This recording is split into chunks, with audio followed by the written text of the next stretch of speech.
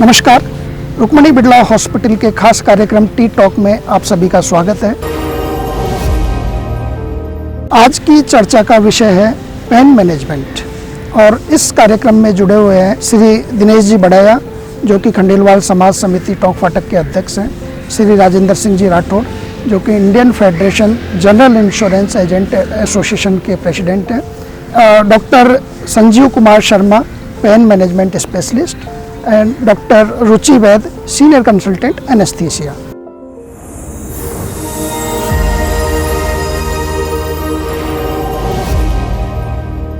आज हम बात कर रहे हैं पेन के बारे में। तो सबसे इम्पॉर्टेंट है कि पेन होता क्या है।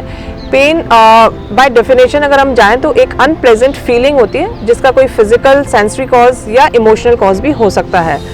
एंड पेन दो तरीके के होते हैं, एक्यूट पेन जो कि इमीडिएट हो रहा है एंड उसके लिए कोई कॉज हमें दिख रहा है, जैसे कोई लग जाती है किसी मरीज किसी का, या कोई एक्सीडेंट हो जाता है, कोई ट्रॉमा हो जाता है, सर्जरी होती है, या एक और तरीके का होता है लेबर पेन। फिर क्या कोई पेशेंट के कोई इन्फेक्शन हो रहा है, पेट में दर्द हो रहा है, हार्ट अटैक आ रहा है। तो ये सारे जो पेन्स होते हैं जो इमीडिएट उसके होते हैं वो होते हैं एक्यूट पेन में।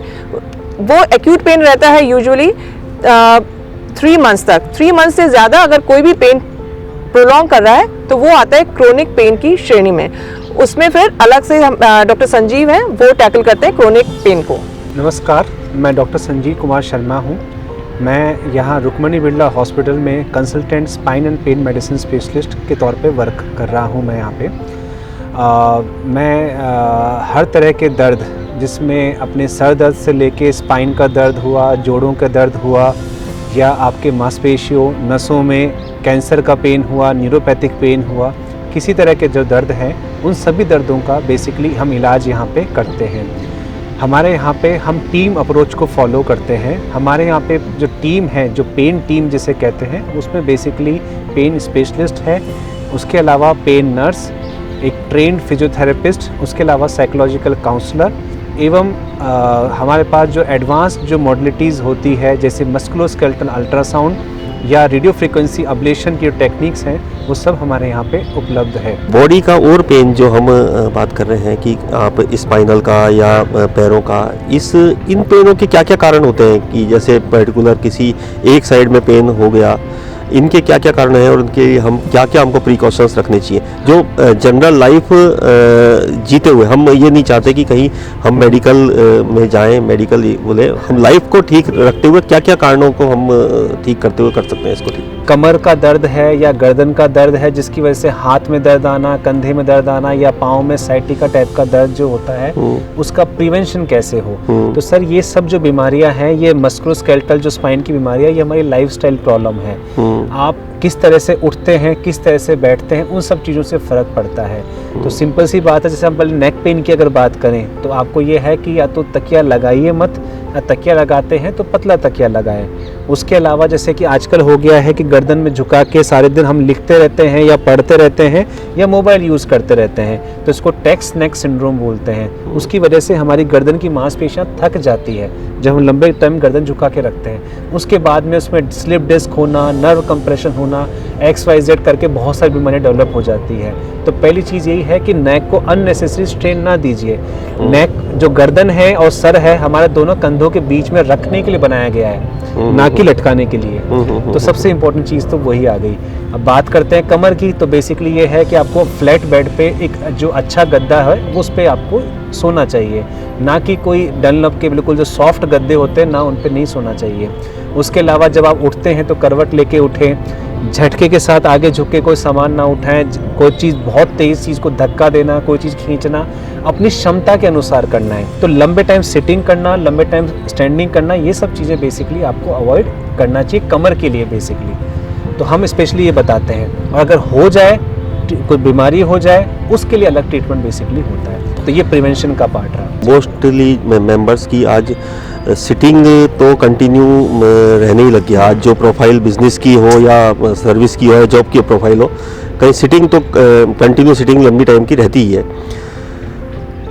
क्या प्रिकॉशंस होने चाहिए कि सिटिंग के बीच में गैप में क्या प्रिकॉशंस होने चाहिए? उसके लिए मैं हमेशा अपने मरीजों को यही कहता हूँ, आधा घंटा होते ही किसी न किसी कारण से पानी पीने के बहाने से या वॉशरूम जाने के बहाने से अपनी कुर्सी से उठें। जैसे ही आप उठेंगे तो जो आपके जो कमर में जो हड्डियों में डिफरेंट डिस्क्स होती है उन पे जो प्रेशर पड़ा रहता है वो सब रिलीज़ हो जाता है। रिलीज़ होते ही जो ब्लड फ्लो होता है वो काफ़ी हद तक नॉर्मलाइज हो जाता है। तो ये सबसे इंपॉर्टेंट चीज़ एडवाइस मैं पेशेंट को देता हूँ। उसके अलावा डेस्क स्ट्रेचेज होती है जिसके अंदर आप अपनी गर्दन की, कंधों की, कमर की, पाँवों की स्ट्रेचिंग एक्सरसाइज होती है जो बैठे बैठे भी आप कर सकते हैं। तो डेस्क स्ट्रेचेज बेसिकली आप कर सकते हैं।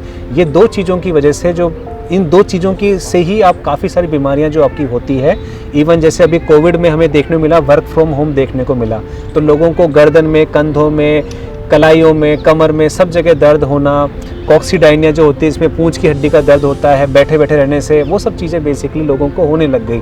जॉइंट ख़राब होने लग गए, जॉइंट में कट कट की आवाज़ें आने लग गई। तो ये सब बेसिकली चीज़ें होती है। तो इसमें सबसे बेस्ट ट्रीटमेंट ये होता है कि आप अपनी जगह से हर आधा घंटे में उठें, वॉक करें, फिर वापस बैठ जाएँ। ये सबसे इंपॉर्टेंट एडवाइस मैं पेशेंट देता हूँ। पानी ज़्यादा पीजिए। पानी अगर आप पीते रहेंगे तो आपके शरीर में हाइड्रेशन रहेगा, पानी की कमी नहीं होगी और इसी पानी पीने के बहाने से आप वॉशरूम भी आप उठते रहेंगे। डॉक्टर साहब, मैं तो इंश्योरेंस से रिलेटेड हूँ, तो मैं इंश्योरेंस से रिलेटेड ही एक दो क्वेश्चंस पूछूंगा आपसे। बेसिकली हमारे यहाँ पे एक इंश्योरेंस के अंदर एक कन्फ्यूज़न रहता है कि एडमिट कब होना है। वही चीज़ बार बार हो रही है और आपकी रूटीन लाइफ को में प्रॉब्लम कर रही है। रूटीन लाइफस्टाइल जो है, आप रूटीन काम नहीं कर पा रहे हैं, तो डेफिनेटली आपको आके एक बार कंसल्ट करना चाहिए, मरीज को कंसल्ट करना चाहिए हॉस्पिटल में आके। अच्छा, एक डॉक्टर साहब दूसरा क्वेश्चन ये है कि आफ्टर कोविड पेन के में क्या क्या प्रॉब्लम्स है जो आने वाली है, या कुछ प्रिवेंटिव जो आप हैं वो बताएं। कई लोगों के मल्टीपल प्रॉब्लम्स आई है, जैसे कि कई लोगों के जॉइंट में पेन का हुआ, जॉइंट में स्वेलिंग का हुआ, तो गर्दन से लेके स्पाइन के जॉइंट्स भी होते हैं, घुटने का जॉइंट हुआ, कंधे के जॉइंट हुए। उसके अलावा मांसपेशियों, नसों में सूजन की प्रॉब्लम देखने को मिली। तो ऐसे केसेस में बेसिकली हमें ये देखना है कि वो केस बेसिकली पर्टिकुलर कोई, जैसे कि अपन चेस्ट पेन की बात ही करें तो चेस्ट पेन बेसिकली हमें देखना है कि वो कार्डियक की वजह से हो रहा है किसी कारण से, या वो नॉन कार्डियक चेस्ट पेन है। तो अगर कार्डियोलॉजिस्ट का ओपिनियन अगर ये है या फिर रिपोर्ट्स आपके सजेस्ट करती है कि वो कुछ भी नहीं, कार्डियोलॉजी पॉइंट ऑफ व्यू कुछ नहीं है, तो basically non cardiac chest pain के लिए हम देखते हैं, जिसमें हम ये देखते हैं कि एग्जैक्टली कारण क्या है। तो मेन चीज़ ये है कि कोविड होने के बाद में आप घबरा ही नहीं। सबसे बड़ी प्रॉब्लम है एंजाइटी, स्ट्रेस की बहुत बड़ी प्रॉब्लम है कोविड के बाद में। तो आप घबराए नहीं, आप अपना रूटीन एक्टिविटी जो है धीरे धीरे करके चालू कीजिए, डेली एक्सरसाइज कीजिए, योगा, प्राणायाम जो भी आप कर सकते हैं, डीप ब्रीथिंग एक्सरसाइज होती है वो करें और मस्त रहें। एक बड़ा भ्रांति है हमारे उसमें समाज के अंदर कि जब भी दर्द होता है तुरंत प्रभाव से आदमी जाके रेस्ट करने लग जाता है। तो मेरा एक क्वेश्चन ये है कि उसमें रेस्ट करना चाहिए कि नहीं करना चाहिए। अगर किसी पेशेंट के घुटने के अंदर बहुत ज़्यादा सूजन है तो उस केस में पेशेंट को दवाई भी लेनी है और रेस्ट भी करना है, ज़्यादा वज़न नहीं देना है, ताकि रिकवरी, हीलिंग जो होती है शरीर के द्वारा वो हो सके। लेकिन अगर शरीर के अंदर घुटने की सूजन थोड़ी कम हो गई है, अब जाके सूजन और दर्द काफ़ी कम हो गया है, लेकिन अगर वो वॉक नहीं करेगा, एक्सरसाइज नहीं करेगा, तो उसमें स्टिफनेस आने के चांसेस बहुत हाई हो जाते हैं। तो उसके बाद में एक पेन रिलीफ और स्वेलिंग कम होने के बाद में एक्सरसाइजेज और वॉक करना ज़रूरी होता है। ज़्यादा रेस्ट करने से भी फिर स्टिफनेस और कई और प्रॉब्लम्स होती है वो बढ़ जाती है। सर, इसमें मैं ऐड करना चाहूँगी कि जैसे जो सर्जरी के बाद वाले जो पेन होते हैं, ठीक है, उसमें कहते हैं कि रेस्ट, कई लोगों को ये भ्रांति होती है कि पूरा रेस्ट करे रहो। सिजेरियन होता है कि महीने भर तक हिलता नहीं है ना, तो ये भी गलत है।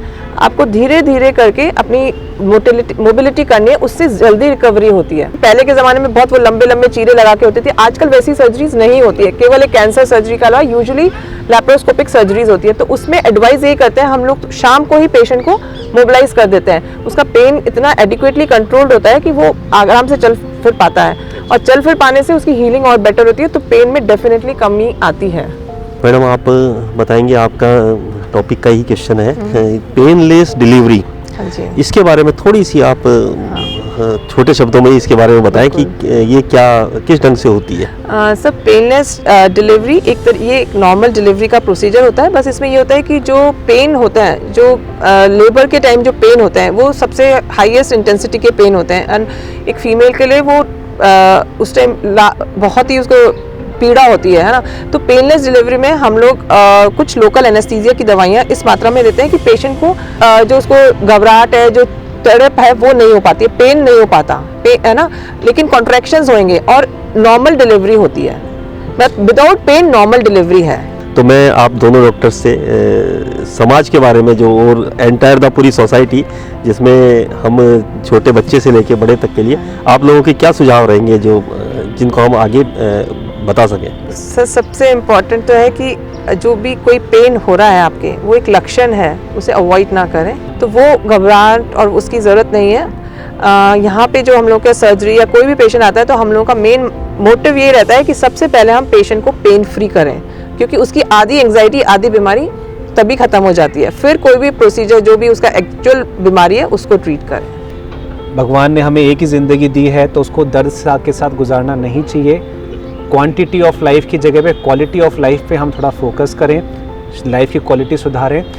अब इंटरवेंशनल पेन मैनेजमेंट जो ये सुपर स्पेशलिटी है, इसमें बेसिकली अगर कोई भी दर्द हेड टू टो कोई भी दर्द है जो आपकी मेडिसिन से ठीक नहीं हो रहा हो, और अगर उस केस में सर्जिकल कोई ऐसा कोई करेक्शन का काम नहीं हो या सर्जरी नहीं हो सकती हो, तो वो cases basically interventional pain management से काफ़ी हद तक आपको रिलीव किया जा सकता है, आप काफ़ी हद तक दर्द मुक्त हो सकते हैं। तो ये बेसिकली मैसेज मैं देना चाहता हूँ। जैसा कि हमारे सीनियर डॉक्टर्स ने आज पेन से रिलेटेड आज हमारी चर्चा चली है, इस टाइम में ऐसा हम इस टाइम में आ चुके, इतना अल्ट्रा मॉडर्न टाइम आ चुका कि पेन से किसी को भी कभी भी कोई ऑपरेशन हो या कुछ भी हो डरना नहीं चाहिए। आज पेन कंट्रोल करने के सारे इक्विपमेंट और नए नए तरीके इनमें ईजाद हो चुके हैं, और इस हॉस्पिटल में यहाँ सीके बिरला में जैसा कि बता रहे हैं कि अच्छी सारे उपचार ये कर चुके हैं।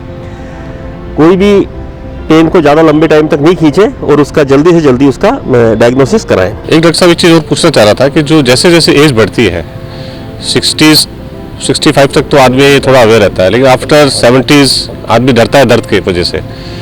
घुटनों का दर्द है बेसिकली सबसे ज़्यादा देखा जाता है, या और भी कई तरह के जो पेन्स होते हैं उसमें आदमी सर्जरी ऐसे लगता है कि इस उम्र में अब सर्जरी पॉसिबल नहीं है या और कोई जो कॉम्प्लेक्सिटी आ जाएगी इसके अंदर, तो उसके ऊपर थोड़ा प्रकाश डालें। जैसे ही एज बढ़ती है 50-60 एज के बाद में ये देखने को मिलता है कि लोग डायबिटीज़, हाइपरटेंशन, बाकी और बीमारियों से पीड़ित रहते हैं, कार्डियक इश्यूज़ रहते हैं उनके सारे।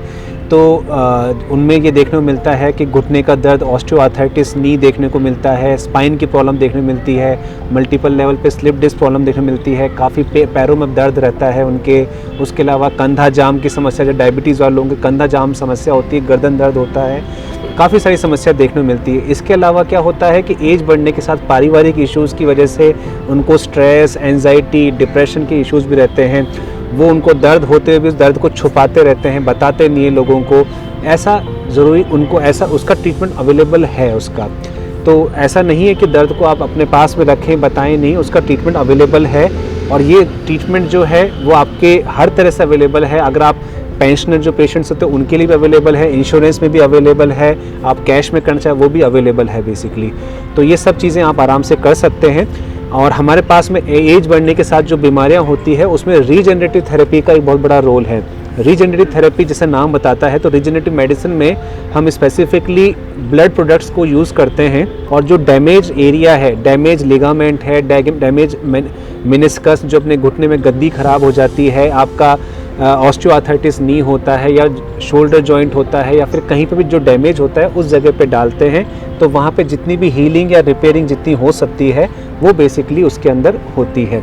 तो रिपेयरिंग होगी तो जो उनकी जो जिसकी वजह से लगातार दर्द से लंबे टाइम से पीड़ित थे वो अपने आप रिपेयर होना चालू हो जाता है, तो उससे पेशेंट की वर्किंग कैपेसिटी अपने आप बढ़ जाती है। तो अब ये रीजनरेटिव थेरेपी या रीजनरेटिव मेडिसिन एक नई चीज़ है, नया कंसेप्ट है जो अभी इस टाइम पे आने लग गया है। और इसके अलावा अगर कोई नर्व का पेन है जो लंबे टाइम से, जैसे कोई बीमारी बहुत लंबे टाइम से मौजूद की वजह से नर्व खराब हो गई, जैसे डायबिटिक न्यूरोपैथी में बेसिकली होता है, तो उन नर्व्स के लिए रेडियो फ्रिक्वेंसी एब्लेशन जैसी लेटेस्ट टेक्निक्स भी आ चुकी है, जिसमें उस नर्व को भी हम एक तरह से शांत कर सकते हैं। जो नर्व की इरिटेबिलिटी है उसको बिल्कुल शांत कर सकते हैं, ताकि उनको दर्द उस तरह का वहाँ पे परेशान ना करें। तो ऐसी कई चीज़ें हैं जो अवेलेबल है जिसका हम कर सकते हैं। मैं ये नहीं कहता कि 100% ख़त्म कर सकते हैं, लेकिन जितना हम उसको कम करके, जितना हम उसको पेशेंट को आराम दे सके, जो पेशेंट का दर्द जो 10 आउट ऑफ 10 आउट ऑफ 10 था, उसको हम कम करके 1 और 2 से लेकर 2 तक आउट ऑफ 10 तक कर सकते हैं। तो उससे बेसिकली पेशेंट आराम से कंफर्टेबल हो जाता है और अपनी लाइफ को अच्छी तरीके से जी सकता है। बहुत अच्छी चर्चा आप लोगों के साथ आज रही और मैं चाहूँगा कि पूरे समाज आज आपका मैसेज ये जाए आगे भी कि किस ढंग से हम दर्द से कैसे छुटकारा पा सकते हैं और दर्द को लंबा नहीं खींचते हुए उसका जल्दी से जल्दी इलाज करते हुए हम उसका समाधान ढूंढें। Thank you.